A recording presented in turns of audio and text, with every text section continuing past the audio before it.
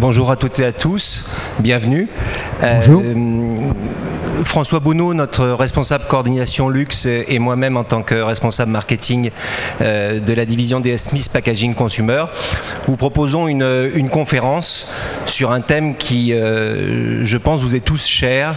C'est comment allier créativité et solutions techniques, comment réconcilier les chefs de projet avec les agences de communication, avec les fournisseurs et les services marketing. Dans un premier temps, je vous propose de vous présenter le groupe DS Smith. Le groupe DS Smith Packaging, donc, qui est un groupe assez récent, vu qu'il est le fruit de plusieurs rachats. Ce groupe a été créé en 1940, avec un rachat de taille depuis le mois de juillet dernier, qui est ex-SCA Packaging. Le chiffre d'affaires cumulé de ce groupe maintenant en Europe, essentiellement en Europe occidentale, est de 5 milliards d'euros. C'est un groupe qui est un groupe d'origine anglaise, coté à la Bourse de Londres. On est présent à peu près dans 20 pays et on dessert d'autres marchés, soit par le biais de nos usines de proximité, soit par le biais de partenariats. Ce qui peut nous permettre, au-delà de l'Europe occidentale, de vous proposer de vous accompagner dans le monde entier. Les 300 sites de production du groupe DS Smith Packaging sont essentiellement concentrés sur 4 métiers.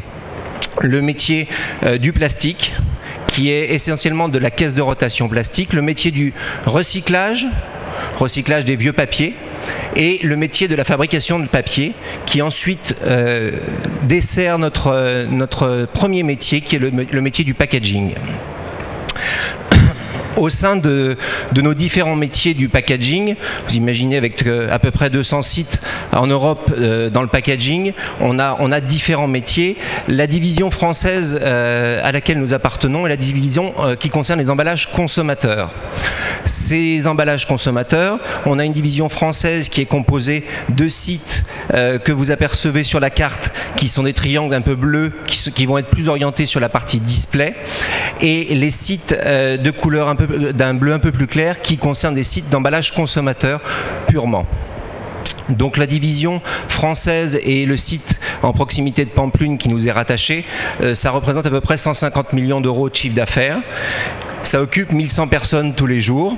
L'année de création de cette entreprise, c'est 1933. Nous intervenons sur tous les marchés consommateurs d'emballage consommateur, avec les 4 métiers principaux qui sont une part égale dans notre activité: les parfums et les cosmétiques, les vins et spiritueux, l'industrie et tous les produits agroalimentaires.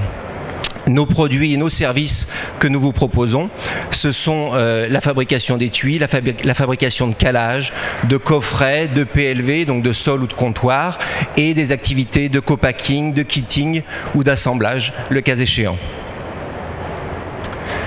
Toutes nos compétences et nos savoir-faire sont rassemblés dans ce qu'on appelle notre Design Center. Alors derrière ce nom se cachent des différents pôles de compétences, des pôles de compétences en mécanisation, en impression, en volume, en accompagnement co-packing, en accompagnement sur la législation, soit le contact alimentaire, soit le développement durable. Nous apportons toutes ces compétences au sein de notre Design Center, dans lequel une trentaine de personnes travaillent à différents stades, des responsables de projet, des dessinateurs, des deviseurs, et on peut vous accueillir dans nos salles de travail. La méthodologie, François Bounot va y revenir juste après, c'est de la vraie méthodologie de gestion de projet. Et ça nous permet de gérer à peu près 2000 projets par an, et vous voyez quelques 30 000 échantillons. Et surtout, notre grosse satisfaction, c'est qu'un projet sur 2 devient une réalisation industrielle. Je vais passer la parole à François Bounot, donc, qui va vous expliquer un petit peu comment est-ce qu'on cherche, dès le départ, du commencement du projet, à allier sur la partie essentiellement impression, mais aussi volume, parce qu'on a aussi des designers de volume, à allier la partie industrialisation future du projet que vous pouvez avoir. Oui, bonjour, donc je m'appelle François Bounot, un peu plus de 30 ans dans le packaging. 15 ans chez un annonceur et depuis une quinzaine d'années donc au sein du groupe DS Smith Packaging qui avait d'autres noms auparavant. Bon, le but dans cette présentation qu'on a volontairement voulu alléger, c'est de vous faire passer notre passion sur notre métier et avec quelques messages clés. Le but étant, pour éviter le monologue, je vais parler lentement, mais pour éviter le monologue, que vous n'hésitiez pas à intervenir. Si sur les points de détail, même si, je vous l'ai dit, on l'a fait très allégé, vous avez besoin de questions. Autant le faire tout de suite, franchement, c'est pour le bénéfice de tous, sachant que je sais que dans l'auditoire, ça peut être, il y a des marques, il y a des fournisseurs, peut-être des étudiants, il y a un peu tout, il y a des agences, etc. Donc n'hésitez pas. Donc, premier parcours, la petite flèche en zigzag au-dessus, c'est pour vous dire que c'est un zigzag maîtrisé. Avec le temps, on a mis en place une méthode toute simple, mais qui vise à bien structurer les cadencements d'un projet. Alors, bien sûr, ça s'applique beaucoup plus à un lancement de gamme quand le projet est sophistiqué, mais vous verrez qu'en y réfléchissant bien, finalement, c'est une méthode qui vaut pour tout projet. La première, c'est de dire, le principe bien sûr fondamental, c'est de dire le client, c'est le fil conducteur tout au long de la méthode. Et le premier point, research, c'est un faux ami, hein, ça ne veut pas dire recherche de solution. Research, c'est research de tous les éléments de définition du projet. C'est-à-dire bien sûr, on est intéressé par le marketing, par l'agence, avec lequel on va mettre nos oreilles grandes ouvertes pour comprendre tout ce qui est important pour notre client, mais on va aussi collectionner tous les éléments qui sont d'ordre logistique ou bien d'ordre purement technique sur de la mécanisation, des cahiers des charges et toutes les spécifications des projets. C'est le moment où on monte un groupe projet, où on est sûr d'avoir réuni tous les éléments et on dit voilà, on a un timing derrière qui doit nous conduire à une finalité connue. La deuxième phase, c'est la phase Explore. Et la phase Explore, c'est le bouillonnement. Vous venez dans l'une des salles qui était présente sur les diapositives précédentes, et là, avec le client, avec les équipes des designers, ensemble, on va faire du brainstorming autour du projet qui est présenté. Ça veut dire qu'on va vraiment faire du brainstorming avec des post-it, des magazines, on va sortir, on va mettre des planches tendance, on va, avec le client et son agence, regarder l'univers pour faire notre boulot qui est de faire du design volume. Et ensuite, on va, dans cette phase Explore, on va vérifier en fin de phase Explore que les pistes qui sont proposées, lesquelles rentrent dans le cadre de ce qui a été défini. Arrive la phase Challenge. La phase Challenge, c'est la phase où on fait du prototypage, on fait des essais, on vérifie que les 2 ou 3 pistes sélectionnées sont bien dans le cadre du brief, pour arriver enfin à la phase Validate, qui est la phase de pré-série que vous connaissez tous, hein, une fois qu'on a passé la commande, sur des pistes qui sont vérifiées, il faut faire des pré-séries pour pouvoir engranger l'information et réajuster. Donc c'est une démarche, je vous passe sur tous les petits mots qui sont marqués dessous, mais qui dit quand je prends soin de structurer et qu'en amont j'ai pu mettre un planning dessus, ben, je ne me trouve pas démuni quand j'ai une dérive, parce que je l'avais connu. Et alors aujourd'hui, tout ça sont des phrases. Le but c'est de butiner sur un outil fondamental chez nous qui s'appelle Impression Première avec un service Creative Print, et donc on va regarder l'aspect graphique. Donc j'utilise le... Là, juste un slide pour vous dire, on aurait pu faire une séance uniquement sur le design volume, puisque avec 10 chefs de projet, 12 designers, avec des multi-secteurs d'activité, vous imaginez qu'effectivement, en termes de conception volume, il y avait de quoi remplir aussi une conférence. Le but aujourd'hui, c'est de zoomer sur un point qui est très important. C'est la partie graphique. Alors la partie graphique, concrètement, qu'est-ce que c'est ? D'abord, c'est du matériel. Donc c'est un local qu'on appelle l'atelier graphique. Et sur des mots qui sont mis là pour vous les faire comprendre, un atelier d'essai et de prototypage adossé à une unité de production, c'est tout le sens, c'est dire on est au plus près de nos responsabilités. La responsabilité pour nous industriels, c'est de livrer des milliers, des centaines de milliers, voire des millions de boîtes qui soient conformes aux attentes. Donc c'est dans ce cadre-là que notre responsabilité nous demande d'être complètement reproductible. on va voir qu'on va faire le parallèle tout à l'heure avec comment on fait les liens avec des gens dont la responsabilité c'est de fournir des créations pertinentes qui vont aider la marque à se développer, qui sont les agences de création, voire les ateliers de prototypage, il y en a d'ailleurs dans le salon, que pour mission de faire des maquettes, et leur responsabilité c'est de pouvoir fournir des maquettes à date, dans un timing, auprès du marketing pour prendre des validations. Notre métier à nous, c'est de dire derrière, on va sortir des milliers de boîtes, voire des centaines de milliers de boîtes, il faut qu'elles soient reproductibles. Donc, un premier message, c'est reproductibilité. Et le deuxième message, c'est le relais entre nos clients, leur agence et la production industrielle. Et là, on passe à travers l'expérience pour dire notre amour pour la partie impression, pour tout ce qui complète la chaîne graphique et qui fait derrière, on a mis ses tripes pour sortir un produit qui ressemble aux attentes de nos clients. Donc, si j'avais 2 mots à retenir à la fin de cette conférence, ou faire retenir, c'est dire chez un industriel, il y a une dualité entre reproductibilité, vous voyez, c'est le petit mot qu'on a mis en bas, et une deuxième partie qui est créativité. On n'est pas là pour faire les cartes postales, on est pour donner des produits, faire des produits qui donnent envie de rêver, qui sont en ligne avec l'histoire que le marketing veut raconter. Alors ça, c'est pour... Hop, excusez-moi. Donc simplement pour la reproductivité. Alors c'est pas très glamour encore ce que je vais vous dire, hein, on n'est pas encore dans la créativité, mais quand même on est dans les fondamentaux qui sont essentiels pour ne pas perdre son temps. Bon, un atelier impression première, c'est en termes d'équipement, pour faire simple, pour oublier les périphériques, c'est une presse offset, et j'ai bien dit une presse offset. Nous, on n'a pas de presse numérique parce que notre métier, c'est pas de faire des belles maquettes. Notre métier, c'est de faire des prototypes reproductibles et qui soient le reflet de ce qui sera fait en production. Donc, c'est un choix délibéré. Donc, notre métier, presse offset UV et trad, une presse adorée et gaufrée et une découpe sur forme ou DAO. Alors, quand on a cité l'équipement, on se dit, bon, finalement, ça ressemble à n'importe quel atelier de prototypage. On n'est pas obligé de le faire chez DS Smith avant de produire. On peut aller le faire ailleurs. Donc, derrière, pour pouvoir avoir un vrai rôle de reproductibilité, on s'est mis des règles. Et les règles, c'est des fondamentaux. La première règle, c'est quand on fait des essais, du développement, voire du simple épreuvage, c'est on utilise des supports qui sont prévus. Je vous donne un exemple tout simple. Si on a défini un packaging qui va être fait sur du métallisé, il y a du métallisé standard, il y a du métallisé haute brillance, et il y a du métallisé ultra brillant. Si vous faites un prototypage sur de l'ultra brillant, alors que vous savez pertinemment, on est dans le concret, que commercialement, ce qui a été convenu, c'est de le faire sur un métallisé standard, vous êtes en train de brouiller les pistes.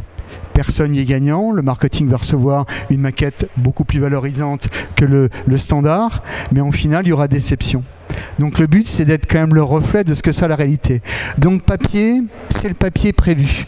Il n'y a pas de discours en disant après, ah oui, mais je l'avais essayé sur de 220 grammes, je vais produire sur 260, j'ai fait sur 240, ah mais j'avais prévu contre-coller. Le but, c'est d'être au plus près. Donc je dis que c'est pas glamour, mais ça, c'est des règles de base. Quand vous adoptez les règles de base, vous garantissez la reproductibilité. Donc le deuxième point, c'est la photogravure calibrée usine. Alors, qu'est-ce que ça veut dire une photogravure calibrée usine? Ça veut dire qu'avant de faire un essai ou un développement, on s'est assis autour de la table avec les responsables impression. On a dit, voilà, si on avait à produire industriellement, voilà les séquences de couleurs qui forcément induisent de la vraie photogravure avec des maigris grossis qui permettent de pouvoir avoir une qualité d'impression. Donc on va respecter comme si on faisait pour de vrai. Avec, quand on dit photogravure calibrée usine, eh ben on dit quelque chose d'aussi simple, c'est que la plaque offset qui est sur la machine, la presse offset manuelle que vous voyez là, elle est faite rigoureusement avec le même computer touplet, le même graveur que les plaques qui sont faites sur les grosses machines industrielles. Pour mémoire, nous en machine industrielle, on est sur le format 100-140.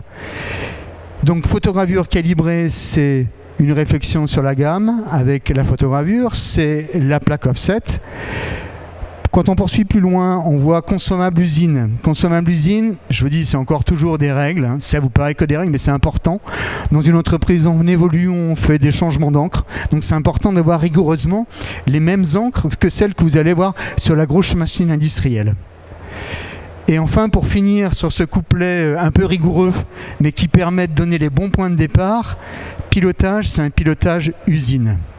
Alors pilotage usine, ça veut dire quoi? Ça veut dire qu'on respecte les règles de densité, les règles d'imprimabilité qui se font en production.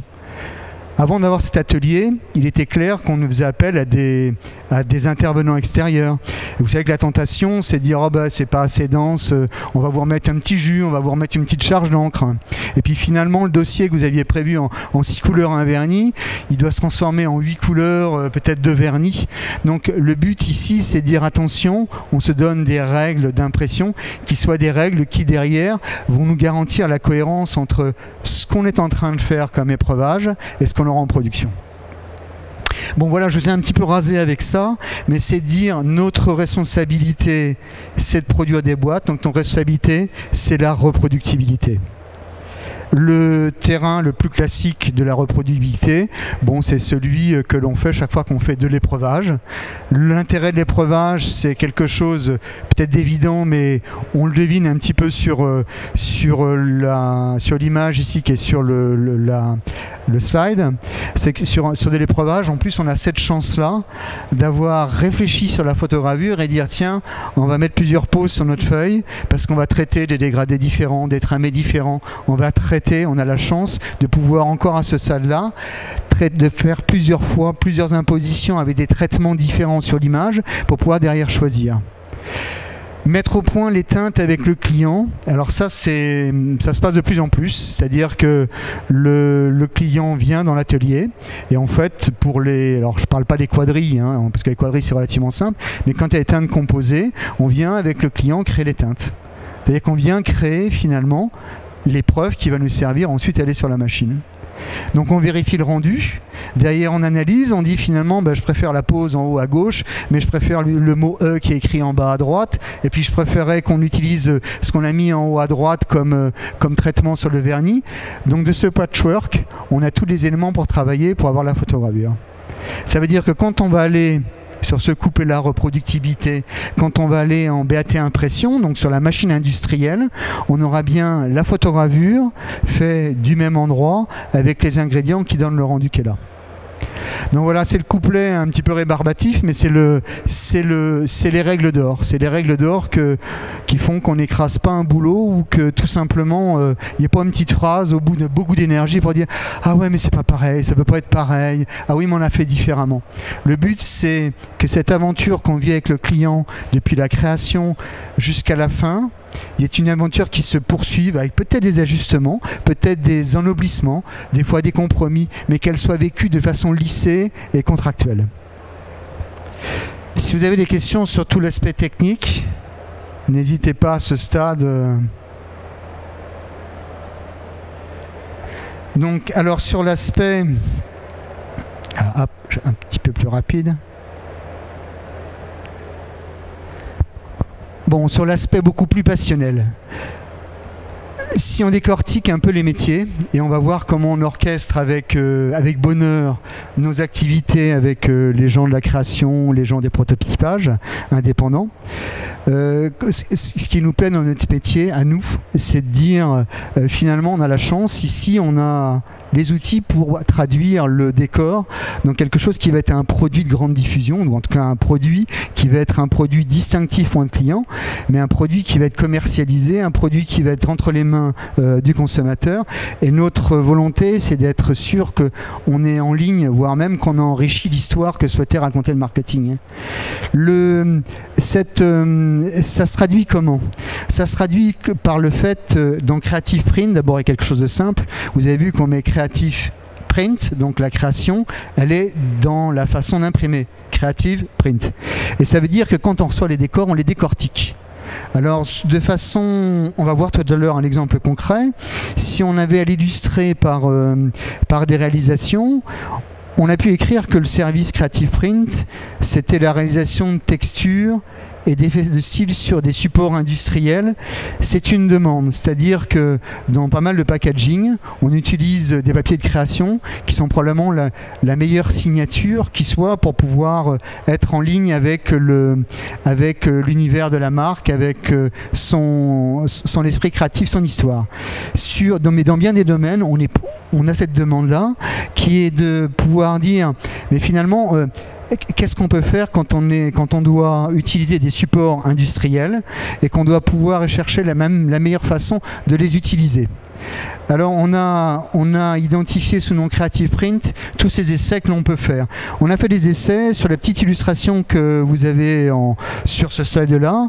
C'est dire déjà des choses très simples. C'est dire si on regarde l'aspect des vernis, les vernis c'est pas je te mets un vernis brillant sur un logo, je te mets un vernis mat sur le fond, voire des vernis drip-off un petit peu partout. C'est dire avec des vernis, rien qu'avec des vernis, même avec des essais de foulage, on peut déjà traduire des ambiances, des univers. C'est-à-dire qu'on peut enrichir un décor rien qu'en utilisant simplement le vernis. Et on va voir qu'on peut même aussi le tramer. On peut s'en servir très largement. C'est cette réflexion sur, là, le vernis, c'est une première approche sur juste le support, le vernis, mais c'est une réflexion sur comment utiliser toutes les techniques d'impression et d'anoblissement. Alors, les techniques d'impression, il y a les supports dont on a parlé, il y a l'impression par elle-même, il y a le marquage à chaud, il y a le marquage à froid, il y a le pelliculage. C'est tous ces ingrédients qu'il faut venir avec, même avec gourmandise et même audace, bousculer. Parce que franchement, si on doit imprimer des cartes postales, ça va pas être drôle. Donc il faut vouloir dépasser ce cadre-là. C'est un petit peu ce qui se passe si on va un petit peu plus loin. Là, on vient de parler de vernis. Hop, excusez-moi. On vient de parler de vernis, et puis je vais prendre le temps de vous montrer des exemples. Là, c'est la même réflexion. Avec le marketing, on réfléchit sur ce qui sont des zones de tendance. Je crois que c'est des grands donneurs d'ordre qu'on retrouve aussi chez les fabricants de papier. Hein. Il y a des matériaux, des styles de matériaux qui sont indémodables. On va retrouver dans tous les catalogues de création le bois, le tissu, le cuir, qui sont des éléments qui s'installent toujours dans le temps, qui sont indémodables. Et nous, on va dire, mais comment on va faire, nous, pour le réaliser ? Et là, toute notre activité, c'est d'avoir un regard créatif et un regard d'inspecteur sur regarder tous les ingrédients. Donc autour de la table, on a un petit groupe de travail, et puis on a un photograveur un peu de génie qui sait très bien qu'une sélection, c'est pas que un blanc, un cyan, un magenta, un yellow et un black, mais qu'on peut aussi tricher sur les sélections pour pouvoir renforcer des nuances, pour pouvoir faire vivre, pour donner de l'atmosphère, pour pouvoir animer. Et dans ce que vous voyez ici, par exemple, sur ces éléments-là, je prends le temps d'en sortir quelques-uns pour faire une pause micro et pour que ça soit plus représentatif. Sur ces exemples-là, le travail, ça a été de dire si finalement j'ai à travailler, je peux prendre par exemple celui-ci, pour commencer par les choses simples, ou je vais même commencer par le jean en bas. Celui-ci. Alors vous le verrez de loin, c'est moins sensible quand on l'a dans les mains. Bon, clairement l'idée c'est de traduire du jean. C'est vrai que si on s'arrête à celui que je tiens avec mon petit doigt ici, on va le faire sur un papier non couché. Ça va bien marcher, ça va être probablement le jean de celui qu'on utilise le samedi pour bricoler. Alors que quand on dit tiens, on va sortir en boîte de nuit comme un jean un peu plus électrique, quelque chose qui nous pousse un petit peu vers d'autres sensations, d'autres vibrations, on va le faire sur du métallisé. Mais on va pas que jeter le jean sur du métallisé, ça serait pas beau. Donc on y met juste ce qu'il faut comme tramé de blanc dessous, juste pour ce qui est le minimum de métallisé, pour donner cet effet, la vibration qui va dans l'esprit de ce qui est souhaité. Donc voilà un exercice tout simple. Puis après on va plus loin. On va par exemple sur celui-ci, je regarde là. On va regarder sur le bois. Sur le bois, on va traiter. C'est la même chose, c'est dire si on prend la photo du bois, je veux dire c'est quand je vous parle d'une carte postale, je pense qu'en vous disant tous qu'une belle carte postale, c'est à la fois quelque chose de personnel quand l'image déjà nous évoque quelque chose, et puis si elle est une belle carte postale, c'est aussi quand la carte postale, quand la prise de vue est magnifique, quand elle est de haute qualité, haute définition. Mais c'est qu'une carte postale, elle va être mat, satinée ou brillant. L'idée ici c'est de donner une âme, c'est de dire finalement sur mon bois avec son écaille de peinture, si je regarde depuis la photogravure que j'ai dans les mains jusqu'au final avec du gaufrage et foulage, quels sont les ingrédients que je vais pouvoir ajouter dans la réalisation de ces écailles de bois pour les faire vibrer. Alors ici encore un exercice, je vais un petit peu crescendo, en disant voilà ici j'ai quelque chose qui fonctionne bien, avec un petit peu de relief qui est donné par un effet de gaufrage. On a ici saturé un peu plus le bleu par endroit et on a ici masqué des blancs qui étaient d'origine. On l'a fait de façon complètement flashy ici pour dire tiens, on va quelque chose d'improbable. On va mettre des écailles de bois, mais elles vont être métalliques, ça va faire vibrer. En fait, le but c'est que ça bouge, c'est que qu'il se passe quelque chose, c'est qu'il y ait une émotion, quelque chose qui soit vibrant pour celui qui le tient. Des petites choses, alors je vous passe dans le détail aussi, mais même chose, c'est comment d'une même photo on dit on veut que ça soit du liquide, mais aussi on va voir ce qui se passe si on voudrait donner l'illusion de quelque chose qui soit un élément plutôt de la vapeur. Donc qu'est-ce qu'on choisit comme matériau? Comment on traite la photogravure? Bon, vraiment c'est un regard sur l'image. Pour être, je vais passer au slide suivant.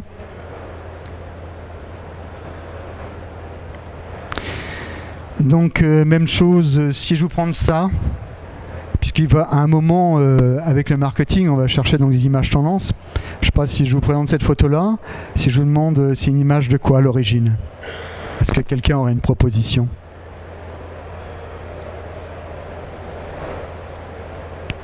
Vous pouvez vous lancer, hein, c'est pas... De là? De la rouille. Alors à l'origine, c'est une palette de maquillage. Donc après, le but, on s'en fiche, on prend la palette de maquillage et on se dit comment on la fait vivre pour qu'elle donne des sensations. Donc bien sûr, sur la palette de maquillage, sur celle-ci, on a un petit peu de foulage que vous ne voyez pas parce que vous êtes trop loin, vous ne l'avez pas en main. Mais on va traiter aussi, on va décomposer la photogravure pour qu'au bout, ce ne soit pas quelque chose de plat, pour qu'il y ait quelque chose qui se passe. Et ce qui était intéressant, c'est dans votre réponse avec la rouille, on l'a essayé sur du métallisé. Par exemple, et vous avez dit rouille. Bon, quand on le présente, quand on le montre aux clients qui viennent, on demande alors comment vous le ressentez. C'était une coque de bateau, mais c'est la même chose, c'était un vieux bateau, donc c'était de la rouille. Donc on peut vivre des émotions sur une même image, si on prend soin de la travailler pour qu'elle ait une cohérence avec ce qu'on veut exprimer, eh bien on vit des choses différentes. Un autre exemple, ça serait peut-être, et je ne vais pas trop m'alourdir dessus, ça serait sur... si je vous montre ça à l'origine, ça serait quoi pour vous?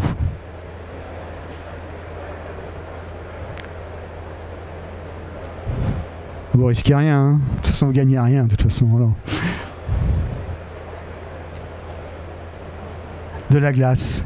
Alors effectivement, on est parti d'une photo d'une glace. Alors, autant être clair, à la glace, c'est bleu comme reflet. Hein. Mais nous, bleu, ça ne nous faisait pas rire parce que bleu, c'était ce qu'il y a partout dans la glace. Donc on l'a transformé, on a changé la tonalité pour aller vers du vert. Mais on est parti sur une image de glace avec toutes ces fractures qu'il y a dans un morceau de glace qui est cassé. Et on a dit, qu'est-ce qu'on en fait? Alors quand on travaille sur un papier non couché, qu'on travaille aussi le traitement, même chose, vous ne le sentez pas parce que vous êtes un peu loin, mais on a quelque chose qui est plus du ressort du minéral. On a presque de la craie. On a quelque chose de crayeux, de matière plus de la pierre. Puis quand on travaille en disant tiens, on va tricher, on va virer les colorations, on va faire ça. Ici, en fait, je ne sais pas trop ce qu'on a, franchement. La plupart des gens qui le voient ne savent pas trop. C'est peut-être de la résine, c'est peut-être un matériau moderne. Mais il se passe quelque chose. On n'est plus sur la carte postale. Donc c'est l'idée, c'est le rôle, et on va voir les applications, c'est de dire en tant qu'imprimeur, on n'est pas bêtement en train de recevoir un fichier, à dire on va regarder s'il y a du grossi, du maigri. Si vous nous racontez l'histoire qui va avec le fichier, on va essayer d'en sortir un maximum. C'est ça le but. Donc pour aller vers du plus concret, donc vous avez vu sur le bas, vous avez des effets, donc forcément on les a fait sur des matières métalliques, parce que c'est ce qui se présentait le plus. Si on regarde un exemple concret, je vais vous raconter une histoire, c'est celle-ci. Je pense que c'est... Je la garde toujours parce que, bon, elle a peut-être, même si elle a 2 ans, de toute façon on travaille du Creative Print quotidiennement, c'est probablement celle qui fige le plus l'état d'esprit des projets et l'osmose, ou en tout cas la prise de relais qu'on peut avoir avec nos clients et les agences. Donc Mouette nous sollicite, donc la maison de champagne Mouette nous sollicite. Donc, il y avait dans cette réunion le marketing avec son agence, l'achat, enfin les achats, le responsable du développement, et donc il y avait le responsable commercial et moi-même. Donc on venait en fait recueillir le brief. On est dans le research. Hein. On est research, on vient prendre tous les éléments. Et ce jour-là, c'est fantastique. Le marketing avec son agence avait un fil rouge, le fil conducteur de la création. Il était hyper simple. Il y avait sur la table, il y avait une bouteille Mathusalem de champagne, donc c'est 9 litres Mathusalem, qui était recouvert de feuilles d'or. Les mêmes feuilles d'or que les Asiatiques utilisent pour vénérer leur Bouddha et leurs icônes, des feuilles d'or très légères, qui étaient superposées en couches croisées sur cette bouteille. Et c'était féerique, c'était un arbre de Noël, parce que les feuilles d'or étaient craquelées par endroits, ça prenait la lumière de la salle, c'était magique. Il n'y avait pas que l'or, mais il y avait tous ces changements de couleurs. Donc ça, c'est le marketing qui nous expose, le fil conducteur, l'histoire, pourquoi on va prendre ça. Et qui dit, et on va vous mettre des éléments. Et en l'occurrence, pour les éléments, le marketing dit mais vous emmènerez pas la bouteille Mathusalem parce que la bouteille Mathusalem d'abord c'est la nôtre et puis bon vous êtes en compétition. Par contre on a fait quelque chose pour vous et donc l'agence qui était là nous a dit voilà on a donc préparé un élément, c'est votre référentiel, ça vous permettra en sortant de la réunion de ne pas partir sans rien, d'avoir et un référentiel pour dire c'est ça l'objectif et d'avoir aussi le fichier puisqu'ils avaient scanné qui correspondait à la plaque qui est là. Donc premier aspect, il y a le marketing et alors il faut avoir les oreilles grandes ouvertes. Ce qui est important c'est de sortir tous les petits points de détail qui sont les points essentiels. Et il y avait l'acheteur qui était là, mais l'acheteur il est là pour dire vous vous souvenez l'an dernier le budget, ben, cette année c'est la même chose. Et la personne du déploiement, le chef de projet, disait écoutez, on est ici en octobre, on va jalonner, moi au mois de mai il me faut les boîtes. Hein. Donc on va faire un planning, mais il faut qu'à date je puisse avoir mes produits. C'est le moment, on est tous ensemble, on a le temps de se parler, on a le temps de dire voilà, en tant que professionnel, pour arriver à date avec ce budget, voilà ce qui nous semble être des fausses pistes. On leur a parlé d'un certain nombre de fausses pistes. Et on leur a dit, voilà par contre sur quoi il faut se concentrer, sur lequel dans le timing, par rapport à ce que vous demandez, on a le temps de faire quelques essais. Donc on a travaillé. Et puis ce qui est important, c'est ce que je vous dis, l'oreille, la petite histoire, la petite musique derrière sur lequel il faut être en harmonie. On a travaillé. On a fait des premiers essais. Alors je vous fais le programme court. Hein. On a fait le premier essai, mais un essai qui était déjà pas mal. Hein. Il était là. On pourrait le mettre en parallèle, mais il faut que Stéphane mette parce que j'arrive pas à prendre la planche. Voilà. Donc on va en profiter pour vous montrer là-bas aussi. Bon, c'est pas mal. C'est pas mal, mais enfin, on n'est pas satisfait. Enfin, moi, le premier, je suis pas satisfait. Et il y a l'arbre de Noël qui est pas là. L'arbre de Noël, c'est les feuilles d'or qui sont craquelées, qui étaient sur la bouteille Mathusalem. C'est ça que le marketing aimait. Donc après, on travaille, et c'est là où on fait du creative print. On prend ce fichier-là, puis on dit on va le casser. Dans le blanc, il y a quelque chose qui ne va pas. Il faut qu'on trame le blanc pour pouvoir avoir quelque chose dessous qui va nous laisser les dégradés d'or passer. On va traiter entre les négatifs, positifs, et on va faire autre chose. Et quand on fait autre chose, alors... Eh ben, j'ai pas sorti la feuille. Mais quand on fait autre chose, non c'est pas grave, on va le faire avec ça. Quand on fait autre chose, finalement, on obtient, là vous avez l'étui industriel, vous avez le bipac. Là, on obtient tout ce qui était les dégradés, tout ce qui était alors, que je mette les lumières, tout ce qui était les éclats de lumière qu'on avait quand on était sur la salle lors de la présentation du brief. Donc voilà, Creative Print, c'est pas que s'amuser à faire des planches avec du crocodile, avec du bois écaillé ou quelque chose de genre. Creative Print, c'est une philosophie. Je veux dire, moi je suis fier de dire que dans notre société, quand on aborde un projet, on y met ses tripes sur la partie création, impression. Chacun est dans son rôle. Avec les agences, on vit des histoires merveilleuses parce que le jus créatif ne nous appartient pas et il est important qu'il soit détaché l'espace d'un temps des contraintes industrielles. Mais il y a un moment, plus le croisement se fait et plus il est généreux pour le bénéfice du projet. Donc c'est ça l'histoire sur Creative Print, c'est comment on combine, nous imprimeurs, les techniques qu'on peut amener avec les gens de la création qui eux se nourrissent de l'univers, qui se nourrissent d'autres tendances. Donc j'espère que le message est passé. Il y a reproductibilité, il y a créativité. Donc pour aller, peut-être pour conclure, et vous laisser un peu d'espace aux questions. Hop. Donc Creative Print, c'est pas que pour les alcools et spiritueux. Hein. Creative Print, c'est aussi pour le parfum, pour les produits de soins. On peut travailler de façon plus sélectionnée. Ici, il y a un produit qui est réalisé avec l'Occitane, ce qu'on a travaillé sur la partie dorure. On a aussi un produit chocolat. Hop, je suis parti un petit peu loin.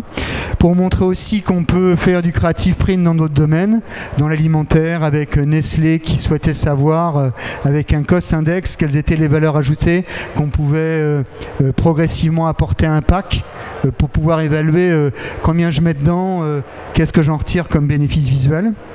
Belvedere pour traduire une atmosphère. Donc je voulais vous le communiquer, c'était cet état d'esprit qui est de dire quand on reçoit un fichier, on ne fait pas que le mettre sur une machine. Et donc pour clore le sujet, et hop, on n'y est pas encore. Il faudra venir nous voir parce qu'on a plein de développements dans nos tiroirs. Donc on ne va pas vous les citer. Là on a juste voulu faire un clin d'œil, je ne sais pas si M. Demoucheron est dans la salle, mais on a fait un petit clin d'œil pour dire qu'on saisit les opportunités. On a un partenariat avec Billerud Korsnäs pour pouvoir faire des développements avec un papier que vous avez déjà entendu parler qui est le Fiberform. Donc voilà, c'est un exemple, c'est un petit clin d'œil, il y en a plein dans la boutique des développements. Voilà, donc hop, je suis sorti de là. Le dernier, c'était pour vous remercier de votre attention, mais je crois que je suis allé un petit peu trop loin.